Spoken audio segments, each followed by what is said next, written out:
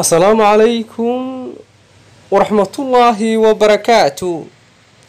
مقال كان دينا قويس كان أيوة إننا إيمانيا وحين إن شاء الله كسو قادرنا سدح جور وأي جاري يدقال سبب جيرين تمر كهول كاي كل هاين يمرك جور كاسي ودعوها هوينك اللي جور سدا جوريها يتقان وحيابها يكلا كل مجرين iyo dadkii guurka jaangooyay ujeedka ay ka lahaayeen baynu insha Allah muuqaalkan ku soo qaadanaynaa. Saddexda guur waxa la kala oran jiray xigsiisan, dumaal iyo godobreeb. Saddexdaas ayuu ahaa. Xigsiisanka ayaa waxa uu ahaa mid ninka markay xaaskiisu dhimato loo guuriyo gabadh ay walaalayihiin iyadoo xigsiisan loo siinayo. waliba inta badan waxa dhici jirtay ragga ninka tusaale ahaan wanaagsan ee si fiican reerka ula xididay ee ninimadiisa iyo wanaagiisa la quursan waayay in arrinta gabadh kale reerkii maadaama ay geeriyo ku timi oo xaaskiisii ay ka dhimatay in gabadh kale lagu abaal mariyo. sidoo kale qastiyada iyo ujeedka laga lahaa guurka waxa kamid ah in caruurta ay dhashay gabadhii dhimatay haddii ninku uu guursado gabadh xigsiisana haddii la siiyo caruurtaana in laga ag dhaweynayo habaryartood ama markaas halkaa ay ka helayaan in ubadkiina ay hooyo markaa halkaa ay ku helaan.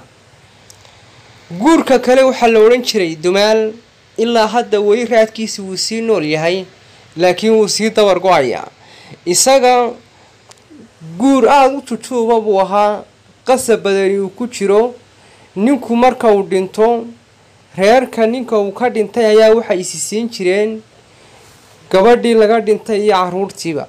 marka waxay oran jireen maadaama caruurta aanu leenahay xaaskana inay iyadu leeyihiin bay u qaadan jireen oo markaa nin inta iska soo xulaan bay oran jireen waxaaskeeni ninkeeni waa ka dhintay marka inaka adigu guurso oo nin aanay ogolayn baa lagu jujuubi jiray ama lagu qasbi jiray. inta badan xigsiisanka iyo dumaasha iyo godobreebku gabdhuhu may jeclaysan jirin ama dumarkaas xilligaasi iyagu raalli kamay ahaan jirin laakiin waxay ahayd mid dhaqanka xilligaasi uu jaangoynayo. taana iyadana sidaas ayaa haweeneyda lagu guurin jiray ninkaas. ka ugu dambeeya waxa la oran jiray godobreeb. marka dadku islaayaan ee dagaal la dhaco ayaa dumar la isiin jiray si markaas ay dagaalkii godobtii uu reebay iyo dhibaatadii loogu bogsiiyo oo dumarkaas ay markaa ay u bogsiiyaan. qaabkaas ayaa iyadana la isku siin jiray. haweenka ugu dhibta badnay taas ay ahayd oo mararka qaar marka raggii godobreebka loo siiyay dumarkii ay u tagaan inay guursadaan waxa dhici jirtay mararka qaar in dagaaladii ay dubu bilaabmaan oo gabadhii la guursaday ama qoftii dumar ahayd la guursaday ay deegaan colaadaysan oo laba dhinac iskaga soo horjeedaan oo dadkii ay ka dhalatay iyo kuwa ay u dhaxday oo istagaalaya ay dhexda u gasho.